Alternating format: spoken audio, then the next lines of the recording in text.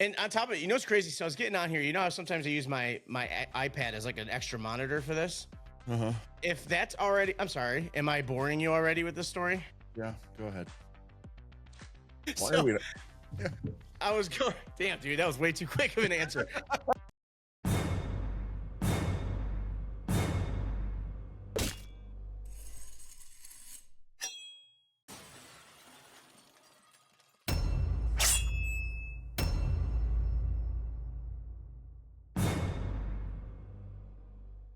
But let's get this rolling. We got what's your face? Oh, I thought we already were. But speaking of Jesus Christ, cookies, 400 cups of coffee in already.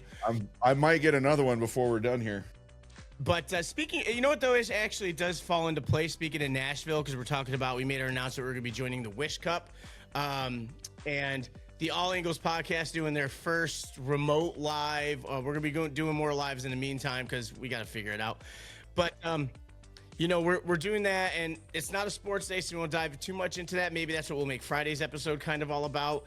But also, on top of that, the person we have coming today, and in one of my last episodes, we talked about, I went above Cookie's head and said, and basically told somebody to come and help be our ringside reporter for this thing. When we were talking to Frankus from Until the Avalanche, I told you about there was a squad of girls that were on there just talking metal, and one of them does interviews with band people and stuff like that. She's doing a ton of them.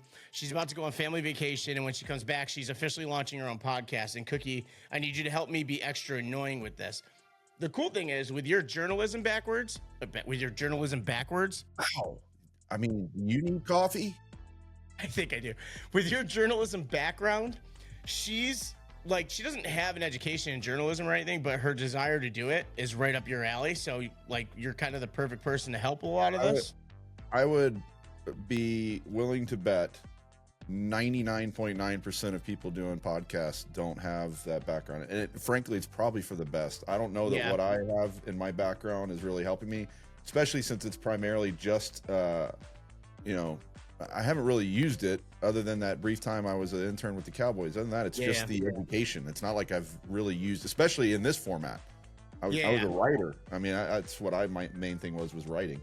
Well, the cool thing is with her is one thing she shares in common with us. She's like just always eager to learn about whoever she's talking to, their background. It's not just like, what are you doing? Like she loves the why behind the what. John, of everything. What are you doing? What do you mean? What am I doing? Seriously, you need coffee. Are you saying what am I doing because the why behind the what? Too late now. The moment has passed. I'm so just said it's not all about the what are you doing, and I was trying. Never mind. I give up. Oh dang it! That was actually really good, Cookie. In retrospect, my apologies. Man, I quit. Take two.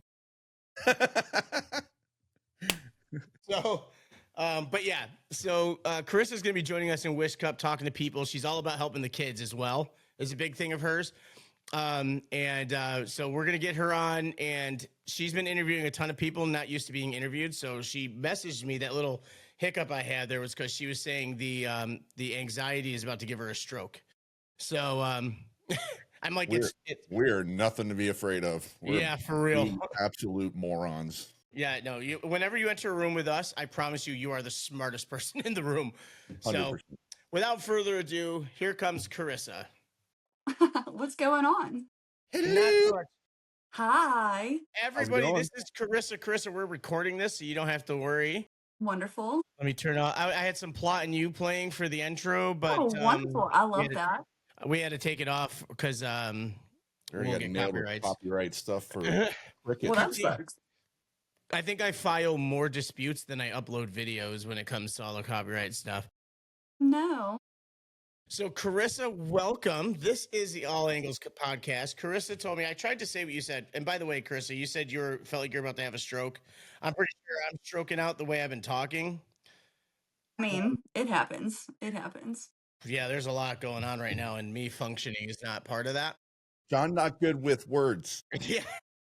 It's okay. Like, look, I do the same thing all the time. I'm always like, it's just the tism. I swear I'm autistic. I just undiagnosed, you know? It's part of where you're from. So Karissa here is from, as what she proclaims is the butthole of Texas. Cookie here is the fellow Texan. Yes. Are you? Where are you from? DFW area from Carrollton. She's from very far from there, which everything in Texas is. But you know, I told Cookie the story about how I like stumbled upon your TikTok live. It was you and the squad talking metal, so I was immediately roped in. And then we had Frankus on the show, which you saw the episode of, and Karissa has been. I thought it was like maybe once a week you were doing it, but now every time I turn on TikTok, you're talking about somebody new that you're going to be talking to, and she's got. I've probably found 7 or 8 new metal bands in just the last few days from what Chris has been showing me. She's a fellow metalhead, Cookie, and Cookie likes like the Grateful Dead and all that kind of stuff. Oh, nice. Okay, so you got some good taste in music then. How dare John? you? John? John. But the other part is we've also talked about, for those who have been watching, all 3 of you, this is Karissa that will be joining us in Nashville for the Wish Cup, doing our rinkside reporting, talking to the players, the kids, the parents, and everybody, as we are throwing her to the wolves as far as live journalism goes. Hey, let's be honest. We're kind of throwing ourselves to the wolves too by jumping into this because we've never done it either. Yeah, so Look, we'll all learn it together. We'll either all look like fucking idiots or we'll all just be perfectly fine. Well, we look like fucking idiots on a little bit of both, I would say. Well, then look, we're going to work well together. We're going to do well. As I put in the graphic, it'll be pretty standard, normal, all angles nonsense too. So yeah. I'm here for it then. It's gonna be an idiot Neapolitan when we're out there. Wow, you just except for Carissa's the good one and we're the idiots. I mean, that was a big look. I'll be the first one to throw myself underneath the butts. I'm also an idiot, 100%. I'm just stuck on John using the whole idiot Neapolitan thing when he can barely say his own name today. I'm not even wearing shoes with laces for that reason. Oh, dang. But we're gonna get into so. Chris has been interviewing a bunch of people, and by the way, Cookie comes from a journalism background himself. Like this is right up his wheelhouse. We were kind of talking about that before we got you on here, but this taps into Cookie's like side, and we both have that desire to learn about people and what they're doing and where it all started from. And you and I have talked a little bit. We both realized we're both insane, which is pretty cool. Karissa has been a stay-at-home mom since she was 19. Her and her husband been together since you said you were 16. Did I hear you say that? Yep, correct. Wow, awesome. And so now she's, I guess, getting antsy and just started doing stuff. But before we get into even you starting on TikTok and everything like that, like there had to be some kind of desire to do all this beforehand. So what was Absolutely. My husband one day was just like, just get on live, like just do it. He was like, just start putting yourself out there and just talk to people. He was like seriously, just do it. I was like, you're insane. I'm not going to do that. It was like probably like a full 2 or 3 day thing that we just kind of went back and forth. And then one night I was like, you know what? Fuck it. Why not? And then that night was my very first time to ever go live. And I had over 220 people in my live, like for almost an hour and a half straight, like consistently just stayed in. So it was like, what the hell just happened? And then that's all it took, and I've just been going on every day since then. I don't think I've had like that number total ever on my lives when I go. It's usually 2. That's actually not even the largest I've ever had. I've had like up to like 420 people in there like at a time, which is, I know it's not crazy, but like to me, like that's insane to have 420 people in there to try and like communicate with all at once. So it was fun.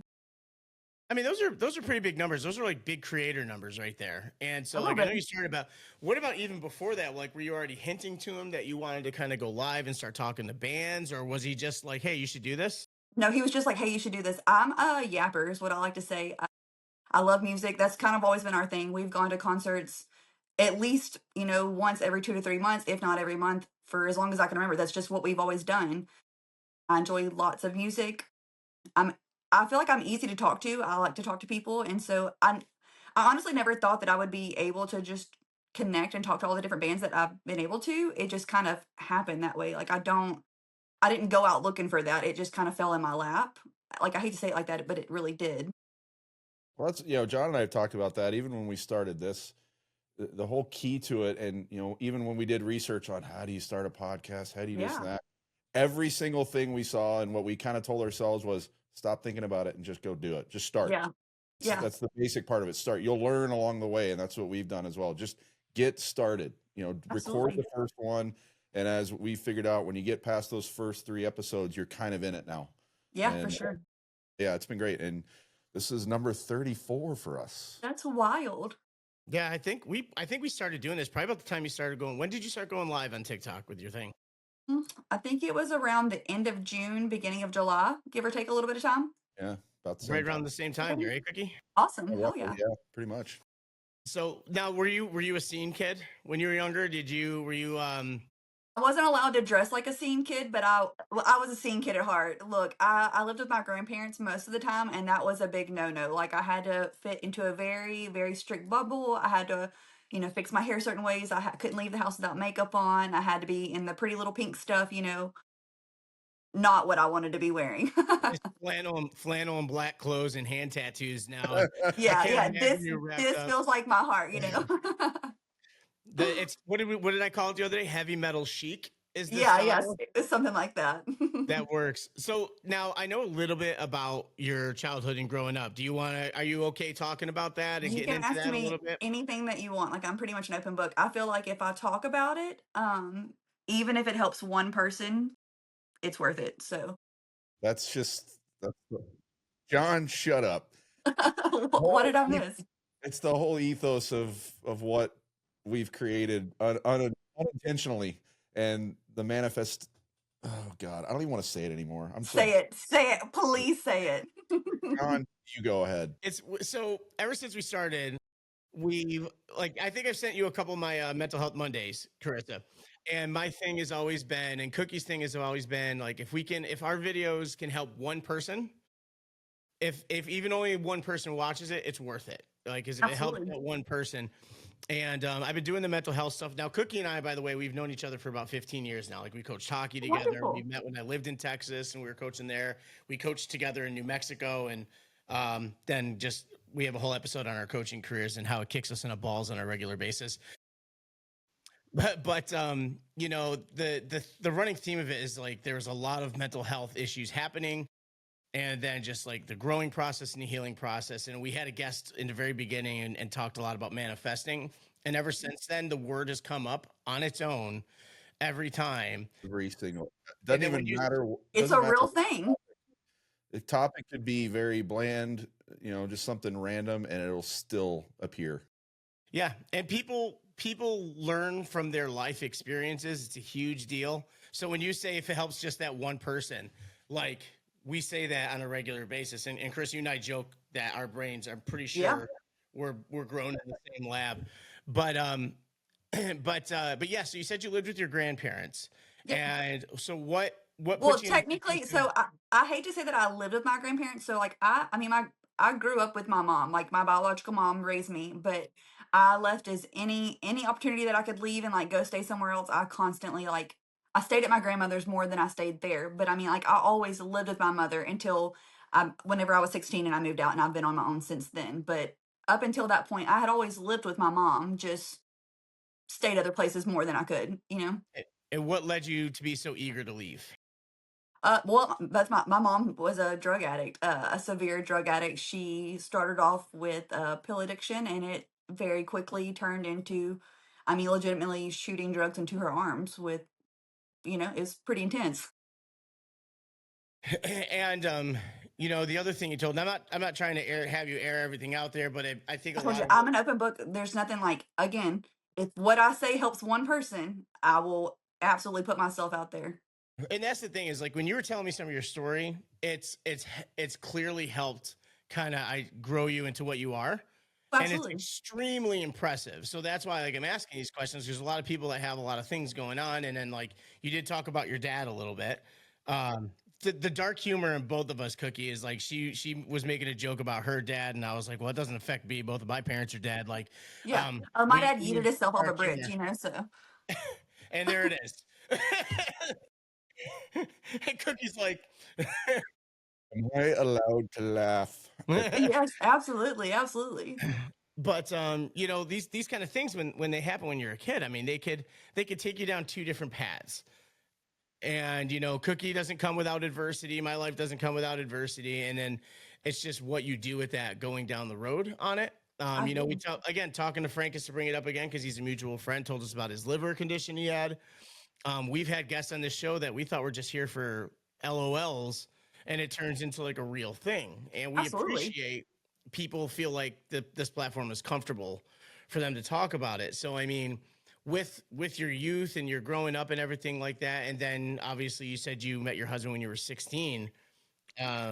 Like tell us about the beginning stages of that, and like was it kind of he a safety net, or was there a lot of were there issues in there too? I mean, I know there was Um, something else that happened. Yeah, so he was he's oh, no matter what has always happened, he's always been my safety net. So, I mean, kind of weird. So, whenever we first started seeing each other, we had only been dating, I mean, legitimately maybe a month, maybe not even a month. And he worked offshore at the time, so he would leave. So, here we are. I'm 16 years old, just started dating this guy, again, super young, there was a lot of things that I wasn't comfortable talking about at that age. Like, I didn't want to say, "Oh, hey, like my mom's a drug addict. Most days we don't even have food in our house. This is what my life's like." Like, that's embarrassing at 16 years old. You don't want to say those things. You don't want to show people how ugly like your home life really is. So I tried to hide that at first. Um, Unfortunately, we had a really bad hurricane again, like within the first month of us dating, and Ricky was offshore. Well, my mother made me, my baby sister, and her evacuate with her drug dealer. And so we did. And we got to a hotel and we all finally got situated. We were like hours and hours away from our home. We're evacuated for a hurricane. It's total chaos. Well, we get inside this room and they take out their bags and they decide they're going to start shooting up in front of my little sister. And I was like, no, like my little sister at the time was not even, I don't even think had turned 10 yet. She was very close to 10, but within that age. No, I was like, absolutely not. Like I was the big sister. I always wanted to protect her in any way and every way that I could. I have a younger brother as well, but he was already living with our dad. So I mean, at this time it was just my sister and I. And we kind of started arguing. It never got physical, but it got really loud very quickly. Well, obviously they didn't want anybody to show up and stuff like that, from people yelling and everything. Um It's not funny, so I don't know why I laugh, but my mom's drug dealer legitimately got a gun and put it in my face and told me, like, "You're gonna get your shit and you're gonna get the fuck out."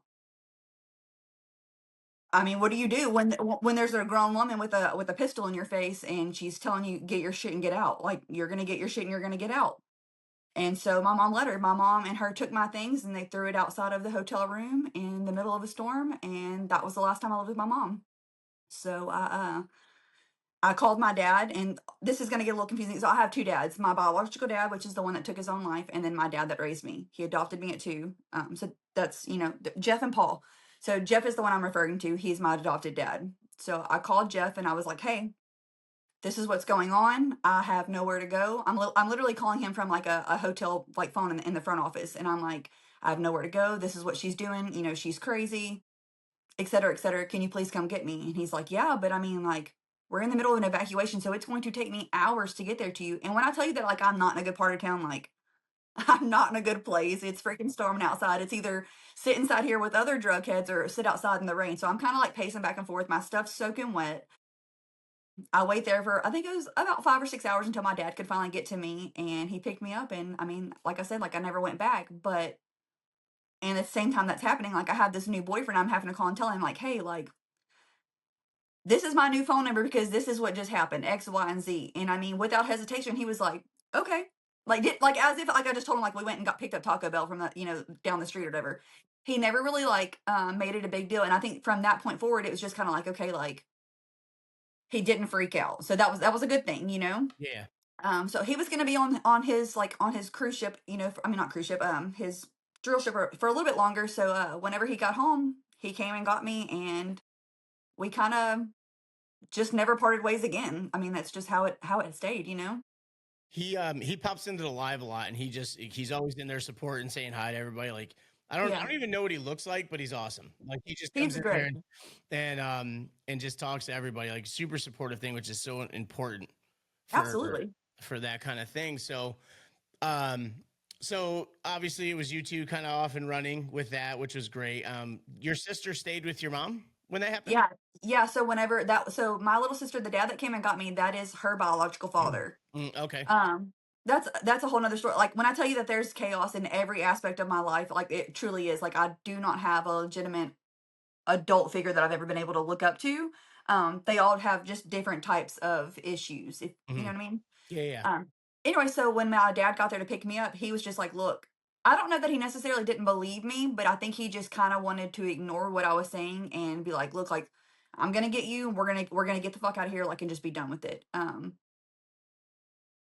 If that was my kid, if somebody was telling me like, "Hey, like this person put a gun to my head and your other daughter's in there," there's no way that I mean, look, I'll burn a place down, but it's just like how it was used to. Like there was always chaos in our house anyway. There was always chaos growing up, so it was just kind of felt normal that he was like, "Look, just come with me and we'll leave." That was just it was normal, you know?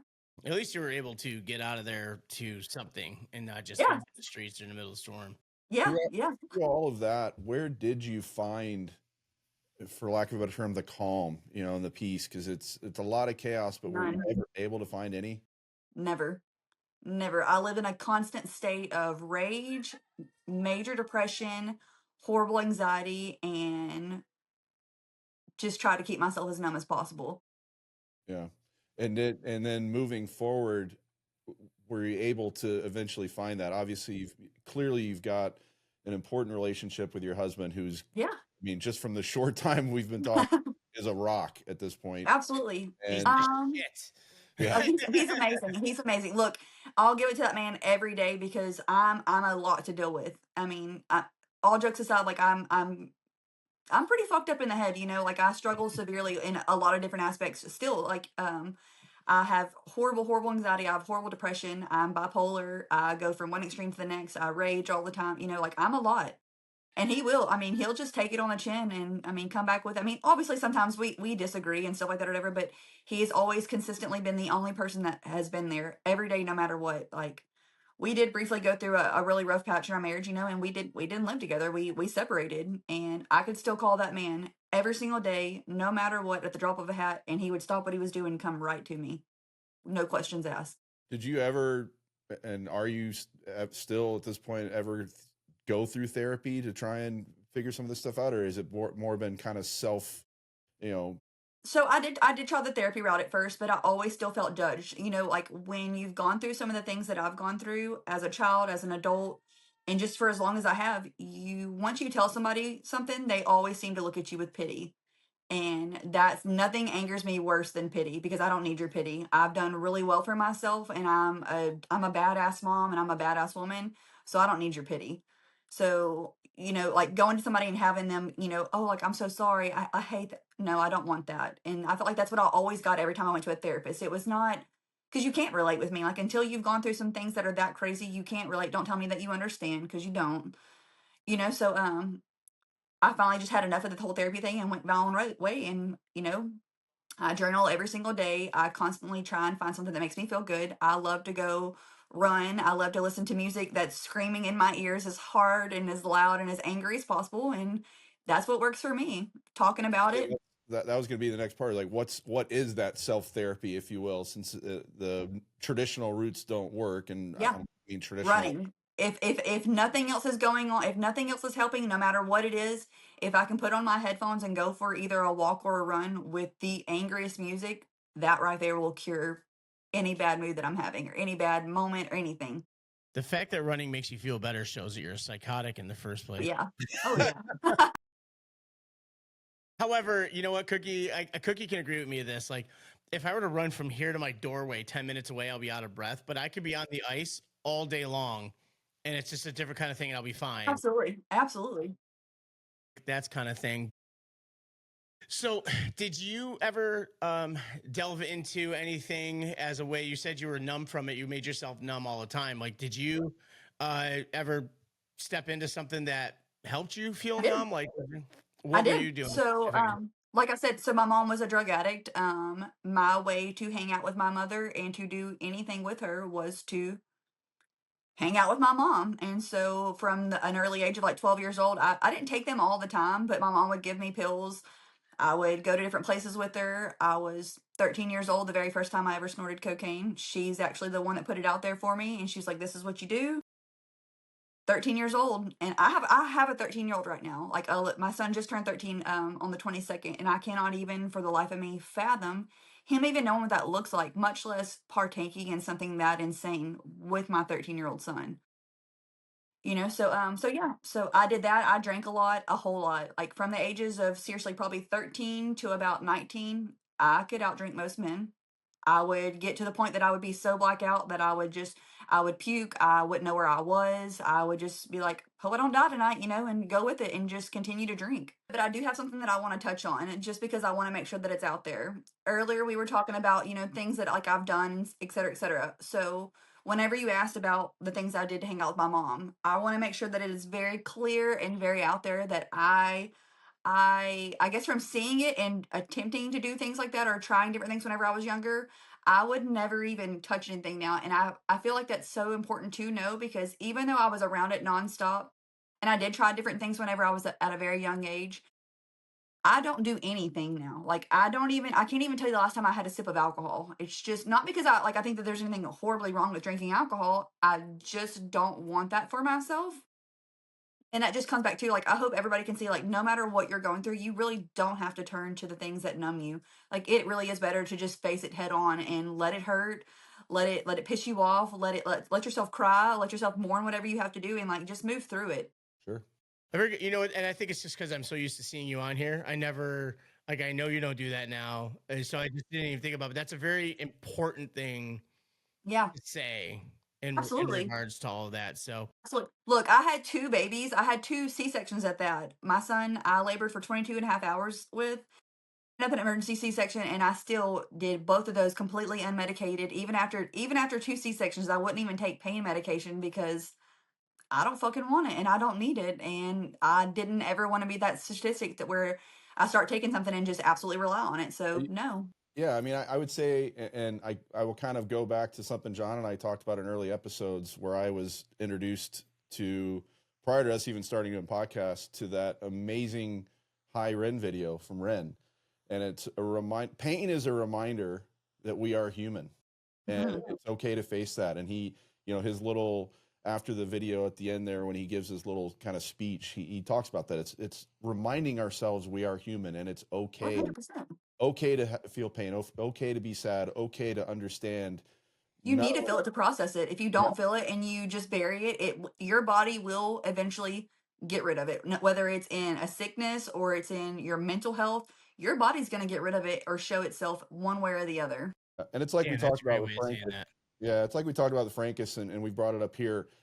As John said, I'm not, the metal guy. I'm not the scream metal, death metal guy, whatever it is. But everybody has their outlet to find that message, and that message can come from anywhere in any form. And as long as we're all able to find, our kind of outlet for that, I Absolutely. think, You have to we're find what brings you peace. And if music's your thing, go to music. If it's running, go to running. If it's praying to whoever you pray to, then do that as well. Just find something that is a healthy way to process that and then face it head on. absolutely.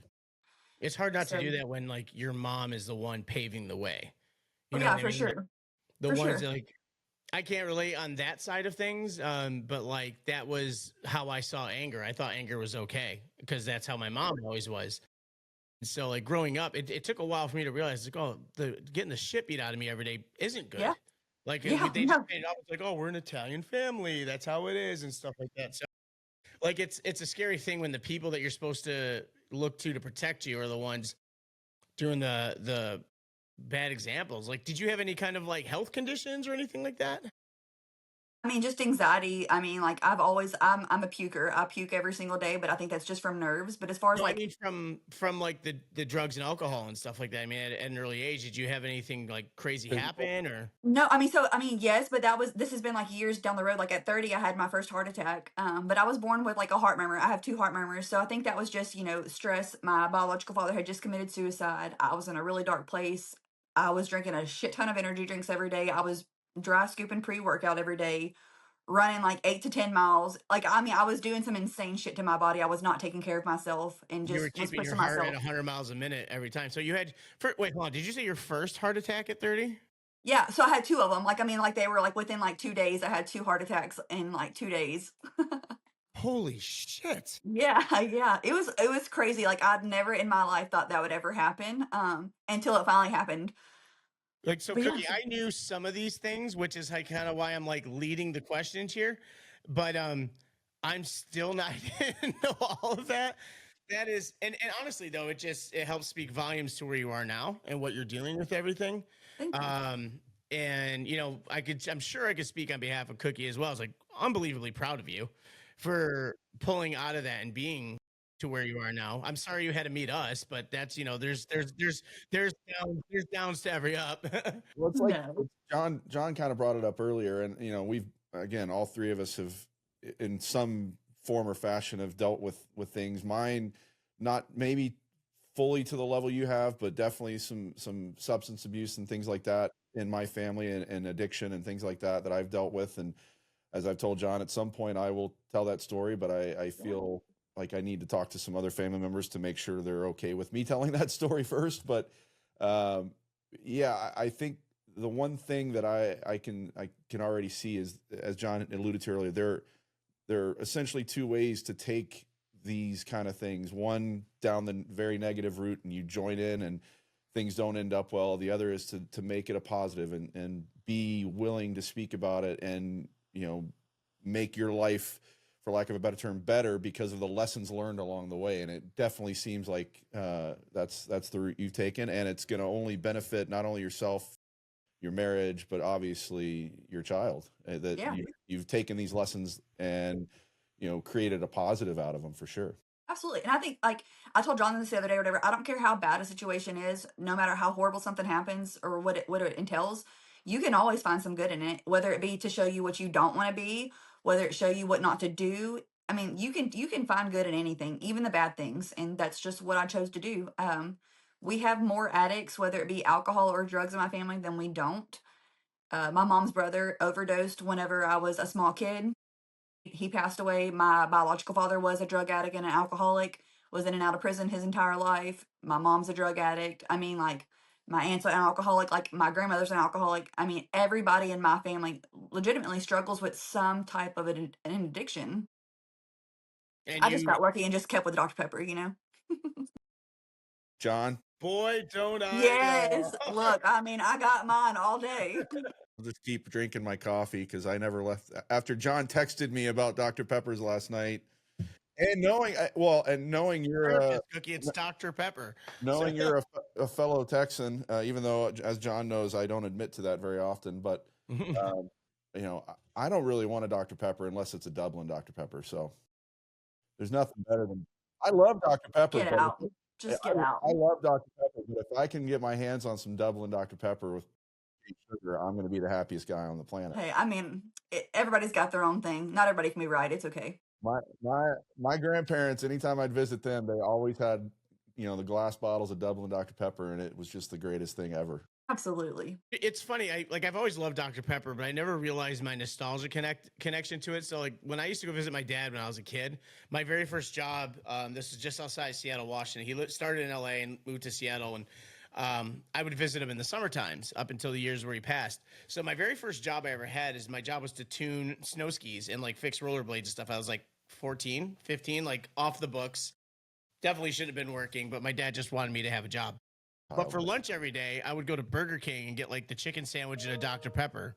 So like anytime I drink a Dr. Pepper, I immediately go back to when I was like 14-year-old, like just rollerblading up to the Burger King there to get that. And I so love like, that. I never realized it. And then like you've been on your Dr. Pepper, like Cookie, I'm not kidding.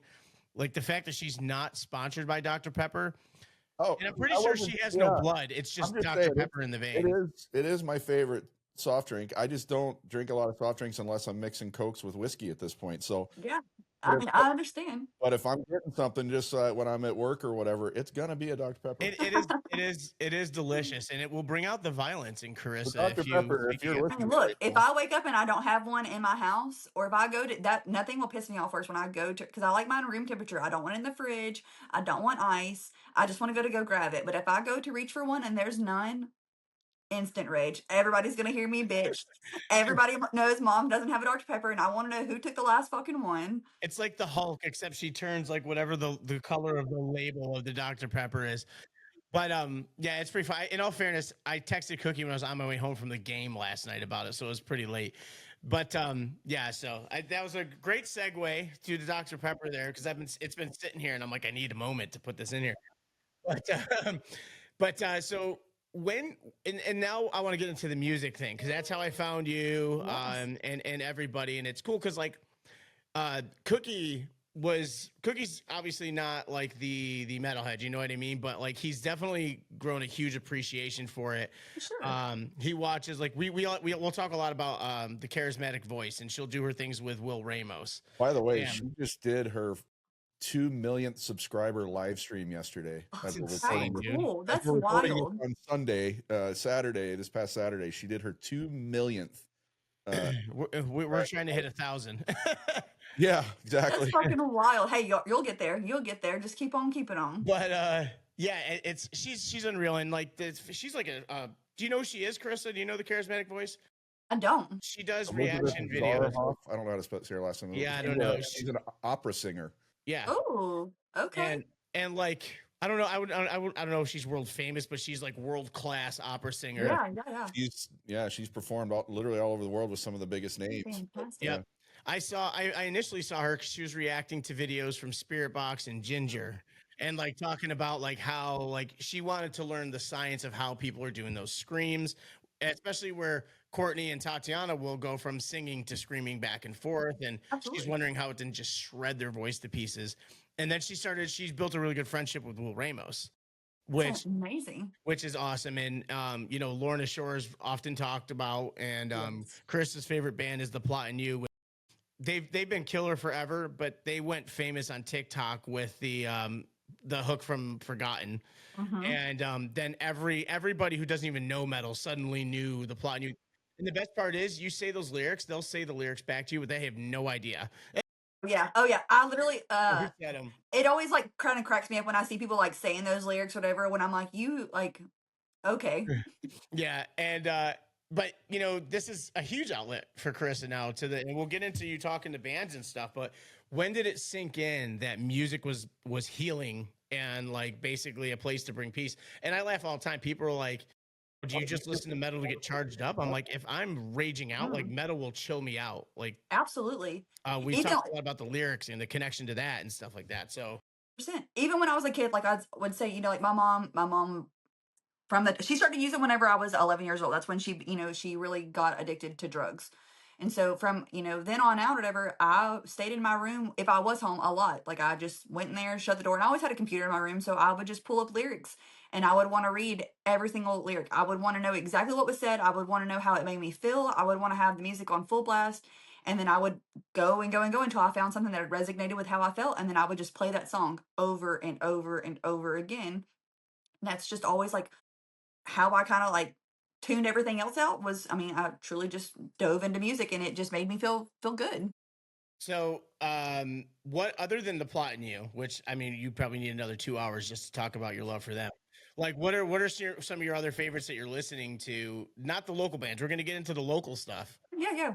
But like, what are some of your other big bands? Okay, so I love Spirit Box. I think Courtney is absolutely fantastic. I like a lot of older stuff too, though. Like I still jam Marilyn Manson almost every day. Rob Zombie, Breaking Benjamin are some of my favorites. Breaking Benjamin was actually one of the first rock bands per se that I ever found. I was given like this stereo and a old Breaking Benjamin CD was in it, and I was like, oh, like I wonder what this is. Press play, and I was like, oh shit, like I like this. Was that back with what's their first big single was Polyamorous, I think? That's exactly what it was. Yeah. John, can we talk about the fact that she's calling that older stuff? Oh my God, I feel It's a bit infuriating, but well, it's older as in it's not new. It's not new. old. Stop it. way back in the early 2000s. It's not recent, okay. But yeah.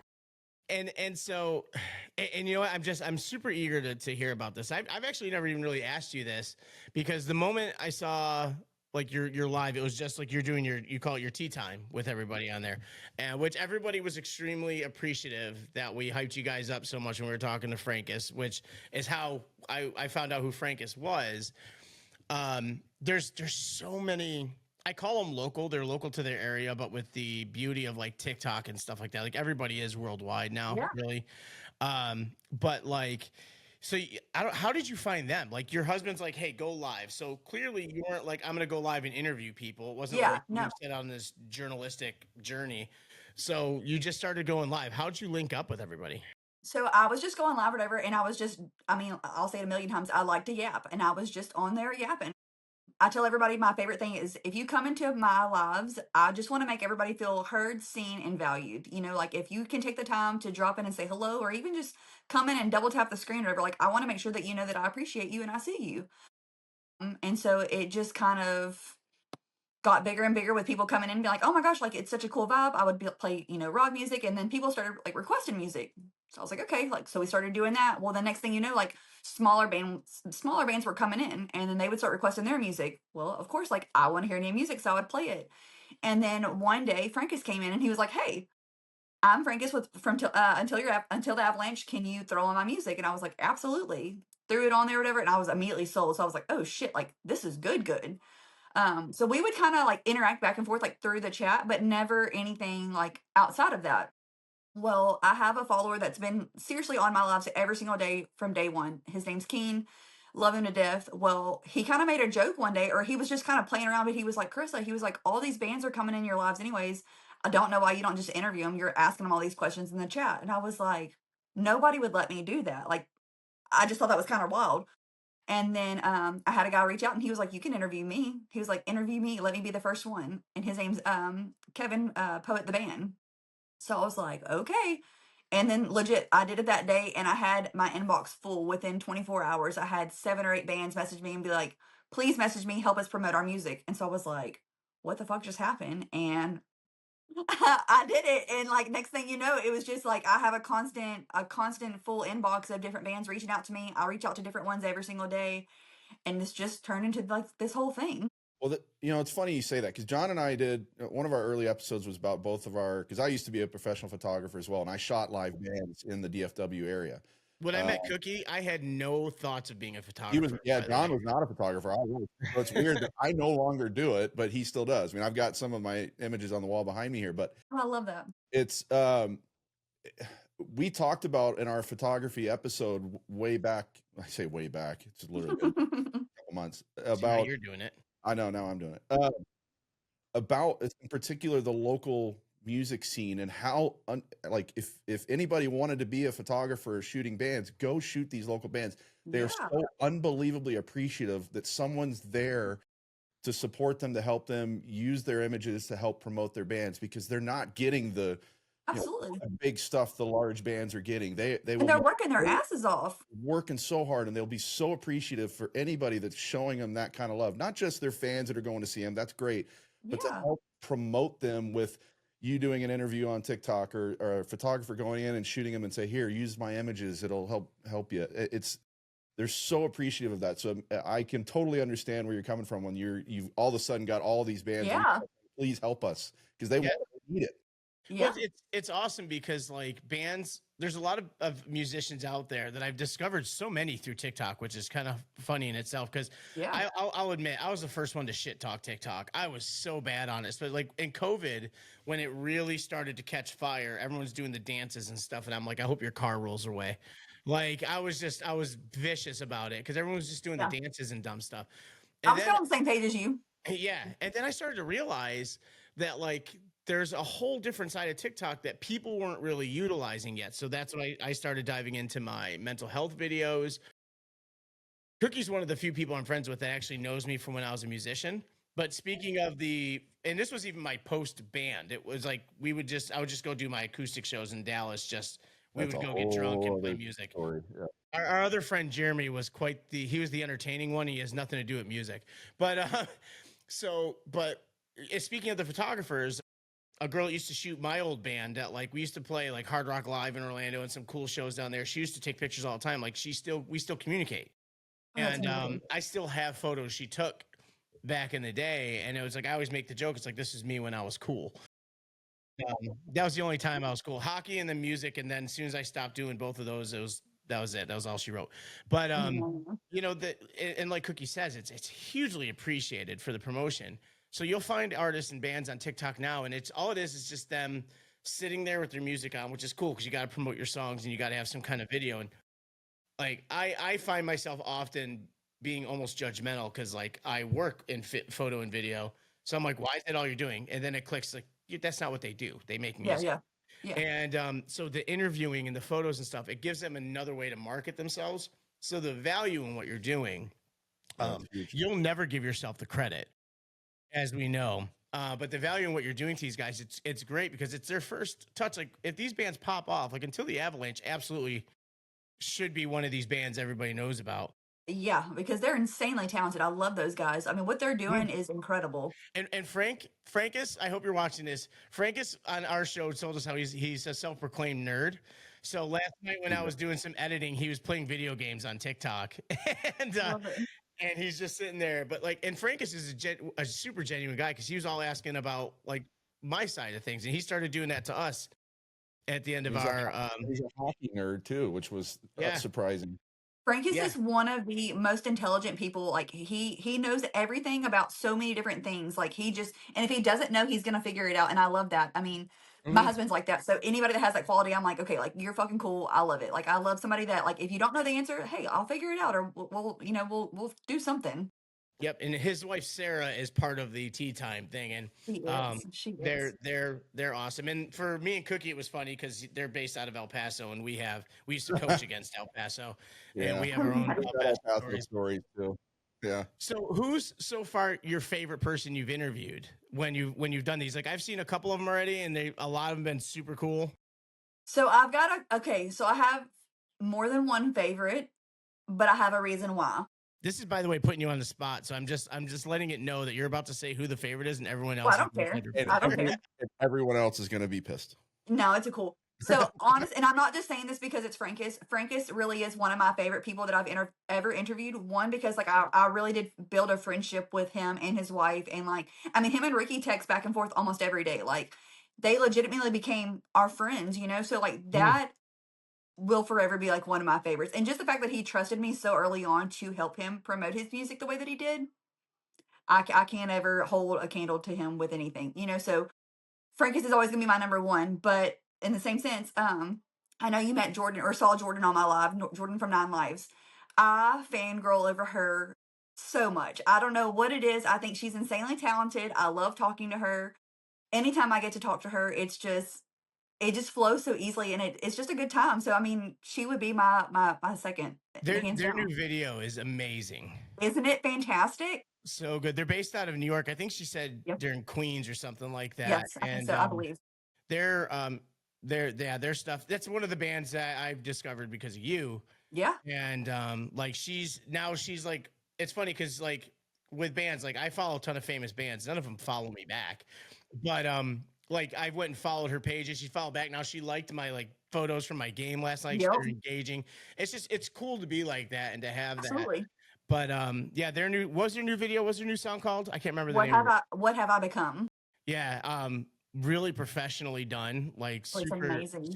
And that's the other thing is this day and age, the professional quality these nobody bands are putting out there. And I don't say nobody disrespectfully. I just mean like these people but like everybody, like we said this to Frank, because everybody has a computer, everybody has Pro Tools now, and anybody can record. Like I can literally record a full album here in my apartment. Isn't that insane? And it's a nasty thing. So I do have a question for you. I actually just thought right now. How do you feel about these AI music songs coming out? Okay. That sigh makes me happy where this answer is about to go. Okay, so I have two different things on that. So one, obviously, if somebody's trying to use that as a way to just like process some emotions they've got going on in their brain, great, cool. Like do it, have fun with it. But if you're going to use it to the advantage that you're trying to put it out and sell it and actually do something, I fucking disagree with it. You have people that are out there busting their ass, doing the promoting, putting in the time, spending the money on the equipment, doing all the hustle and the bustle of it. And then for somebody to just type some shit into a computer and can fucking do it better? No. And that's bullshit. Do you have the applause button activated right now on your thing?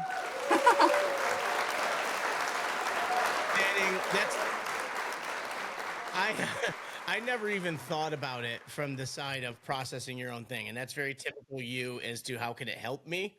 Yeah. But the other part, 100% disagree. Like there's so many bands out there and it doesn't even come down to what I do and don't like. There's a lot of bands I don't like that I do not deny their talent.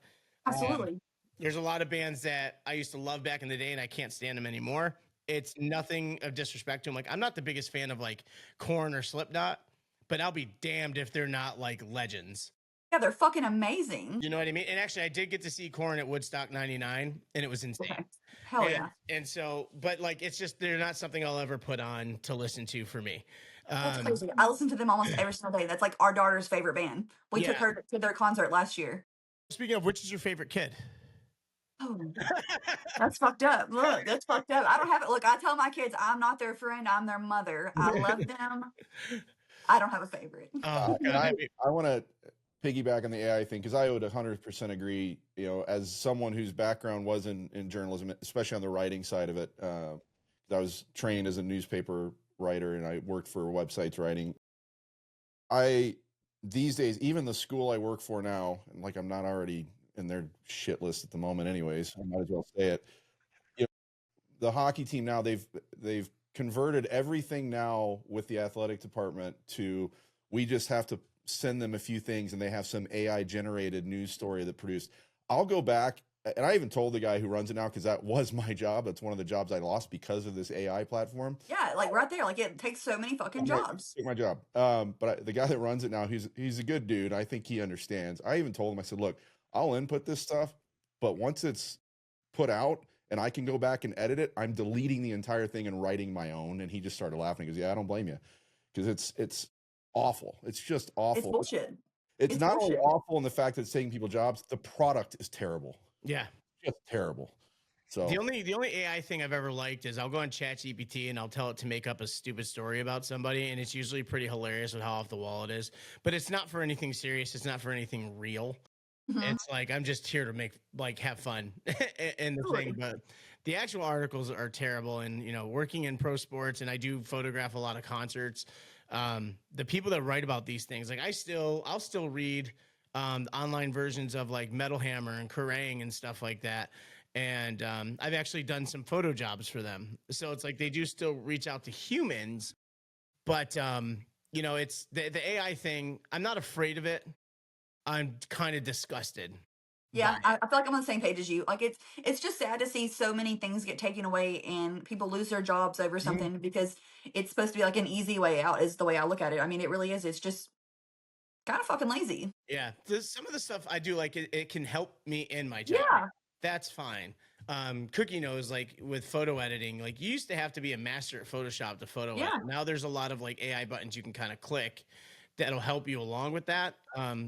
But that's why I have Cookie for. Cookie's like does all the design stuff. If I did it, it would look like it was done with crayons and a dyslexic kid. I mean, even with what we're doing here, you know, we don't. I know John doesn't use it extensively, but there are certain little things within Riverside which we use to record these little AI tricks that do help with certain things. But if when you're using it as a tool, not an entire format, it's different. They do have the option to have AI do the full edit for you, and I would never do that. But there are little things that it is helpful with, and I just like John said, I wouldn't say I'm not afraid of it because there are certain things that are pretty terrifying on a grander scale.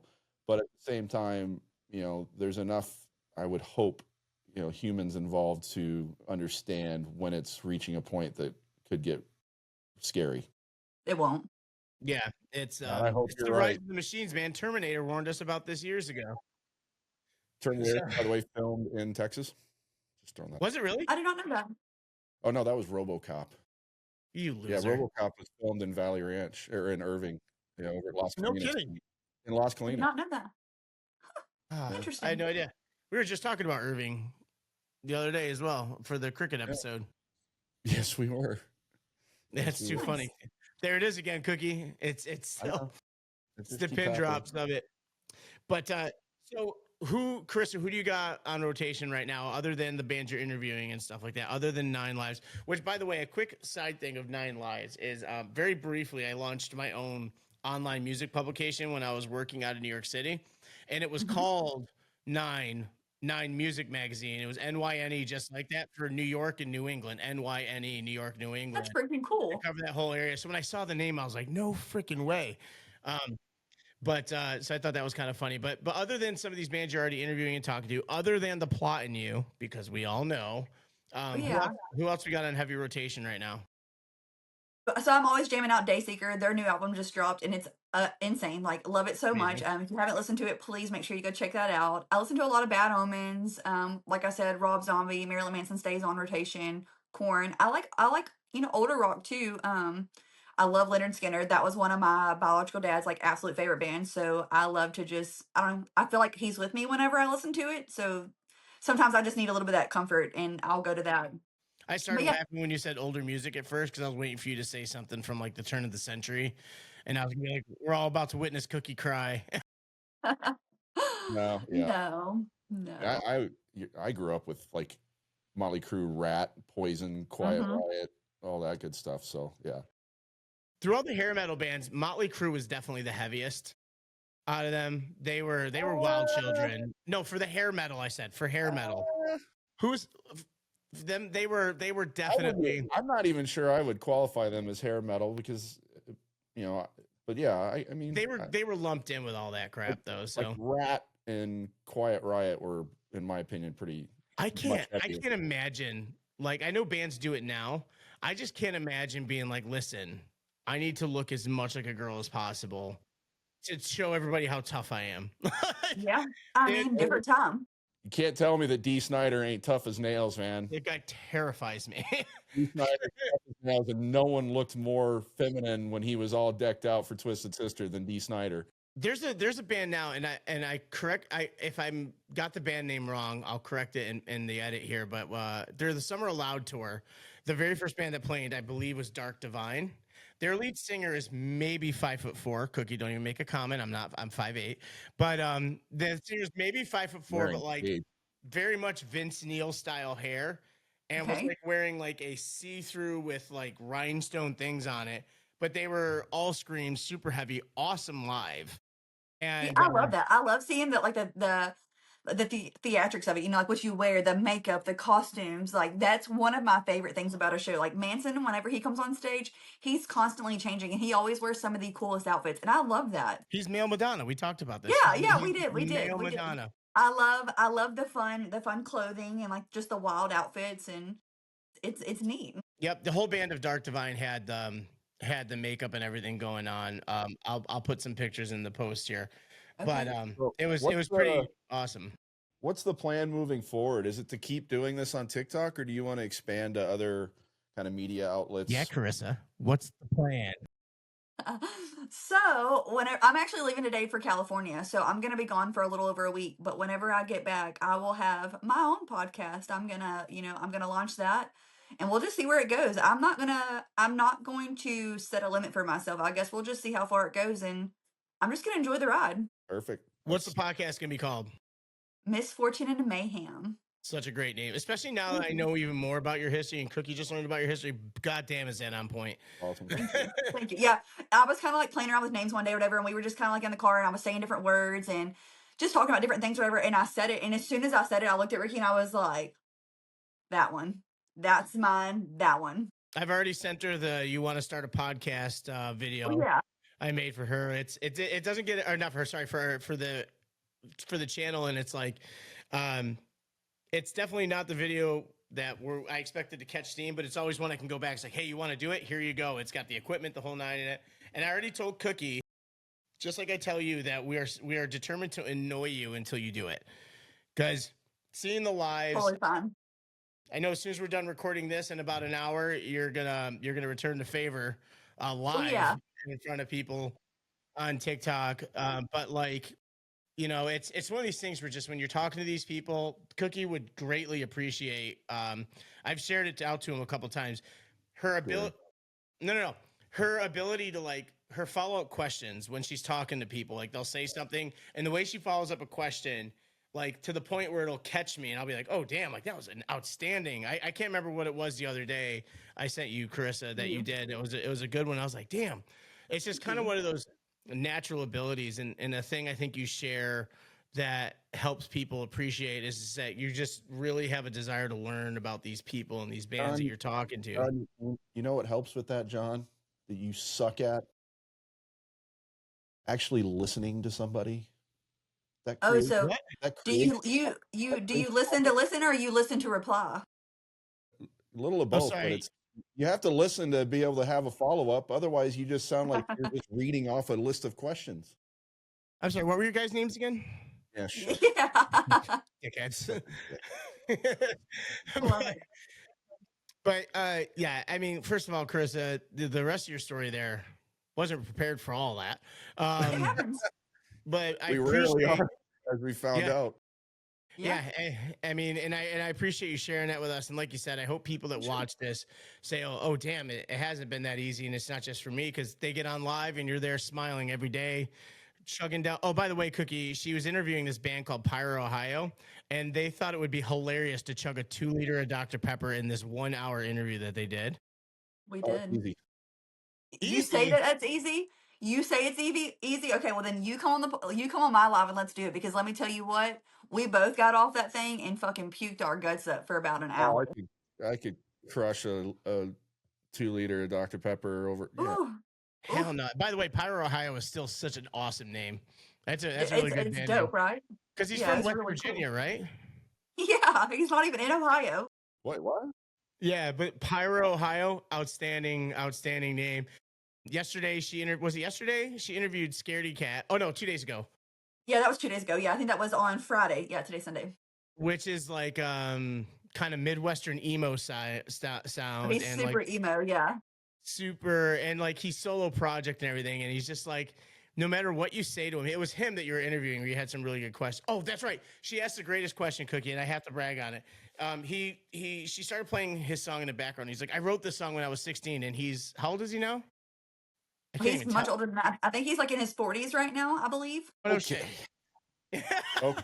Cookie's 56 years old, so The whole I way said you he is preface much that, older. I didn't say that that was old. I said you preface he is that, much oh, he's older. much older than I am. I Chris, Cookie's I turned 50 in February, so love it. not 56. much Sorry, older. I'm always trying. I'm Oh. always trying to make Cookie older than he is because I'm jealous he doesn't have a gray beard like I do. Look, Oh, Cookie, you said you're in your 50s? I turned 50 this coming February. Dang, I was probably like being born when you graduated. Yeah, graduated in 95. And when? Best episode, Graduated in 95. Yep, I was born in 92. Look at you. best 90, interview yeah, ever. shut up, she John. was interviewing Scaredy Cat that like wrote this song. He's like, oh, I wrote this. This is my first song ever. I wrote it when I was 16. Like that, she asked such a great question where she was like, how do you feel listening to this song now compared to when you initially wrote it? Such a great question.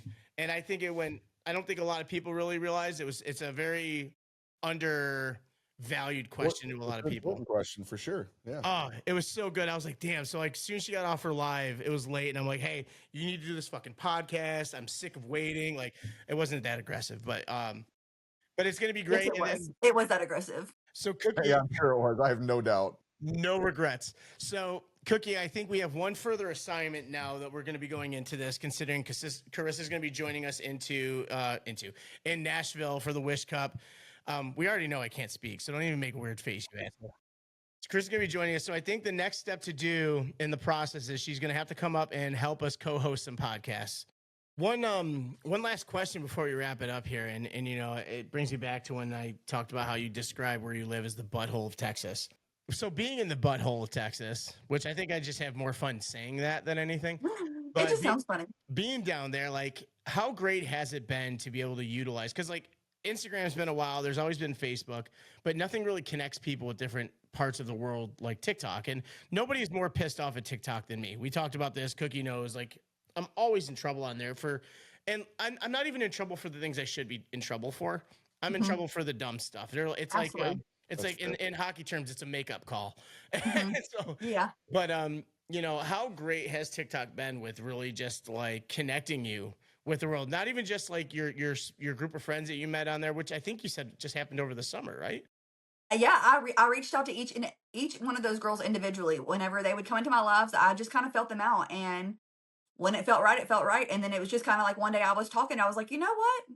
We all have some really cool things to talk about, so let's do this. And all of them were on board, and I was like, all right, fuck it, let's do it. And that's how tea time kind of started. Yeah, yeah. I mean, it just kind of happened. And so now you're being sought out. And not to mention, I mean, to give you an idea of how your reach is going, didn't you say like Dayseeker will pop into your lives Yeah. sometime? Yeah, they've popped in a couple times. Their social media management team like reached out to me and asked me to like make a video so that I could like help promote some of their new songs. Like that's mind-boggling to me. And at this moment, how many followers are you at? I think I'm about to hit 11,000. Okay. So 11,000 followers. And this is important too, because a lot of people think that you need hundreds of thousands of followers Yeah, to get noticed. no. If you have value in what you're doing, and if you have value in the things that you're putting out there, and you're being honest and sincere about it, like clearly at not even 11,000 followers yet, people are already reaching out to Karissa, major band. Like Dayseeker's huge right now. And also one of the best live bands out there from everything I've seen. But they're reaching out to her for stuff at that many followers. So I mean, let that be a small little social media lesson, is you don't need the hundreds of thousands of followers. Just put out stuff that's good. Well, be yourself. Be yourself, and if you say that you care, truly care. Like, don't ask a question if you don't give a damn about it. What you're asking, but what's going to come behind it. Like, if you want to know something, be real with it and deep dive into that. Don't just try and like put on this facade that you're a certain type of person just to kind of like get views or get content, created. Like, be yourself and put yourself out there. Absolutely. And honestly, like your interviews are great. Your content you're putting out there is awesome. Like I'm always looking forward to the other people that you're interviewing. I'm a little nervous about today myself. Oh yeah, you're in for it. You better get ready.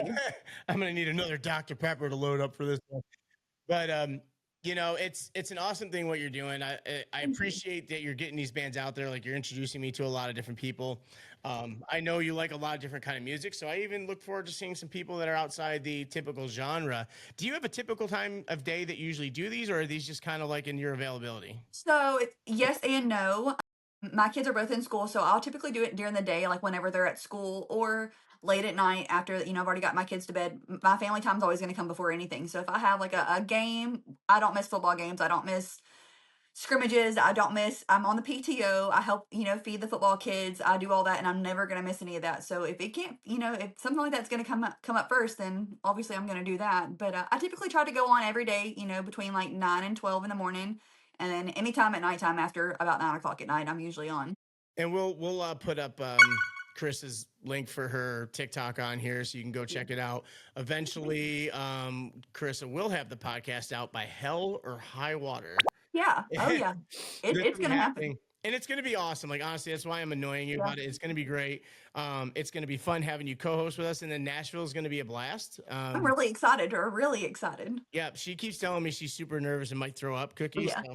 So, you need to make sure she's not drinking too much Dr. Pepper. But let me tell y'all what, before you called, my hands were sweating. Like I'm a nervous sweater. My hands were dripping. I'm like, oh my gosh. I'm like, oh, I told Cookie's like, we are nobody.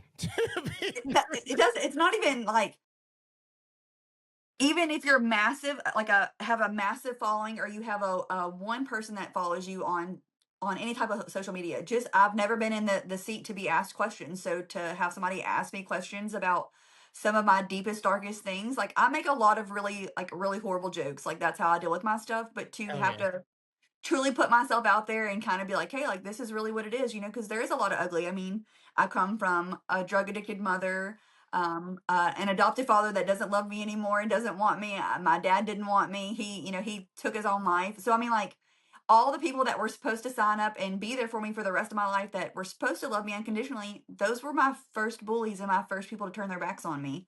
So, well, you don't have to worry. We only have our one follower as well, and he's in Australia. So I love it.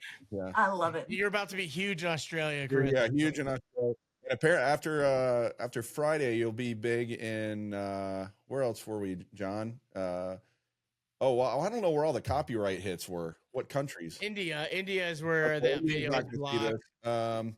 People in Puerto Rico that watch me, like Puerto Rico, it's because Canada's always a big one. You'll have Australia, New Zealand, South Africa, all the countries with rugby and cricket. So cool. Because we did reaction videos for our cricket video. Didn't pop off because of the stupid copyright block, but oh no, Japan's huge right now because of our Otani one. Yeah, Shohei Otani. Yeah, we did that one. Yeah, I forgot about that. Yeah, so maybe we can lock down baby metal before you know it. That would be insane. Hey, like you just never know what you're gonna find. There you go. Carissa, we wanted to thank you. Honestly, like I said, I talk to you all the time, but this has been just an eye opener to a lot more of your life. And please be nice to me when we jump on your thing a little bit here. Never, never, never. Everybody, that was Karissa. She will be having her podcast ready to roll when she gets back from her vacation. She will be joining us in Nashville, and just look for her on TikTok. The link is below. And when she's going to be interviewing her bands, man, there's a lot of cool things. And she'll be interviewing more than just metal bands, but that's like her favorite style. So obviously that's going to be a lot of them. But there's a lot of cool things to found. And like Cookie and I have talked about, even if metal's not your thing, appreciating the musicianship and appreciating the message behind everything. Just like we talked about with me and some other styles of music that I was not particularly a fan of at first. But yeah, that was Karissa. Yeah, that was fun. That was awesome. It was a important story to tell, as everybody, I mean, we say it all the time. It doesn't matter who, everybody has a story to tell, even if they don't think they do. And she obviously knows she does. But you know, anybody you meet along the way that might seem like the most boring person, and we've all met those people, there is a story there. And even if you've got to, you know, potentially pull it out of them, which clearly you don't with Karissa, but, everybody's got a story to tell. And that's kind of what we're trying to do here, is get those people on to find their story. And, yeah, that was another, I won't say surprising, because you'd kind of given me a little bit of a heads up ahead of time, but I think even you were surprised at some of the depths it went. Yeah, there really were. And honestly, like, just getting to know Karissa, like her and her husband, like, I don't know her husband that much. He's in there and we'll chit chat in the comments and stuff like that. But having that kind of like support system there. Oh, dude, he's awesome. Sounds unbelievable. Yeah. Yeah. So, that's great. And honestly, I'm sure I can speak on behalf of both of us here. Like, just extremely proud of Karissa for just like realizing how bad things were and not translating that to her, and being a mom and being a parent and a wife now. Like, it's awesome. Like we said, it's taking that history, taking those moments, and learning from it. Sounds like slightly demeaning, but that really is what it is. You learn from it, and you can take your life one way and continue down that path that you were a part of, or you can take that and create your own journey. And she's done that as obviously a great mother, with an unbelievably supportive husband, who's been there, you know, quite literally her whole life. It seems like at this point, at least half the life. And she would probably agree she would not be where she is right now without that support that she didn't have as a child. And it says a lot for their commitment to each other, and even dealing with hard times at times between the two of them. They come back together, because that's that's a true, over in Europe and England, you know, they don't talk about boyfriends and girlfriends and husbands and wives. It's partners, because it is a partnership. They clearly have that partnership, and it's a special thing for sure. Yeah. I mean, that story just about being in the hotel, that's stuff you see in movies and like high drama TV shows. I'm not even sure you see that in movies. I mean, but yeah, I mean, let me tell you, it's funny. Chris is all smiles and everything, but I have a feeling you do not want to piss her off. She's been through it and will tear your ass apart if you try and bring that shit back. Yeah, for sure, man. So it was awesome having her. Like I said, we'll have her jump up. You know what we need? We need an episode of me, you, her, and Adam. Oh fuck! I wouldn't get a word in. It'll be fun. The three of you. Actually, I'll be honest with you. I think it would just be those two. It would turning this into the darkest episode. We had someone else on recently that we were joking that we really needed Adam. I don't think it was Frankus, but maybe it was. I thought it was someone else we had on that we were both like, man, if Adam was involved in this. It was Frankus, because he's talking about the dark sense of humor. Yeah, okay, maybe it was. Yeah, and I mean, it just makes sense, right? It's all part of the same group and everything. So, that's why I said I wouldn't get a word in. I mean, maybe that'll be our best episode yet. I wouldn't have the show on my earphones. I'd have like, Jerry Garcia singing about Uncle Tom's band.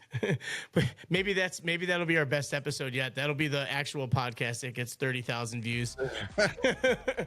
But we thank Karissa again, and we'll be back on Friday for whatever we decide to do. I think maybe we'll be able to finally pull off the episode we did record and had some technical issues with that I think might have been sorted out. I think it is. So we're looking to get that out there. So fingers crossed. I think we got it all figured out. But no, thank you guys. Don't forget to like, subscribe, hit that notification bell if you really want to, but definitely hit that subscribe button. We are so very close to hitting that 1,000 mark finally, and we'd love to do that. John puts a lot of work into this on the editing side. I wish he would let me help, but you know, one of these days he'll it's not that I won't let you. It's just like when you get to the editing part, it's like, yeah, it's one spot. Maybe he'll give me his login at some point, and I can have some fun with it and change backgrounds and stuff, and he won't even realize what has happened. Freaking enjoy. yeah. Anyways, but no, again, thanks for watching. I'm not gonna get too weird on this one because you know, the reality is we do appreciate the support. Would love more. So share this with your friends. As I said the other day, I haven't looked since I mentioned this the other day, but it was like 95% or something of the people watching this aren't subscribed. Even if we can get half of that, it'd be huge. So definitely go and subscribe to the channel. It helps us out. Doesn't cost you a thing. And like and comment on the videos, and we appreciate all the support. And we're growing, man. I'm kind of with Karissa. It's a long way off, but I'm nervous about Wish Cup. I'm excited, but I'm nervous because it's a big thing for us to pull this off. But at least it's hockey based, so like we're in a comfortable and it's a starting point for us because we plan on doing a lot more of these moving forward. Kind of make it our thing to go hit events similar to this for sure. I'm already thinking of Snowdrop Foundation events. Unfortunately, one of those is when you have games in January. But maybe I'll talk to Kevin. Maybe he and I can do a little something for that. Yeah, man, for sure. That would be awesome. And then, you know, there's summertime stuff, and you never know what the future holds, right? If you've got similar events, you know, especially sports related, because that's kind of our thing, and it kind of makes more sense for what we're doing.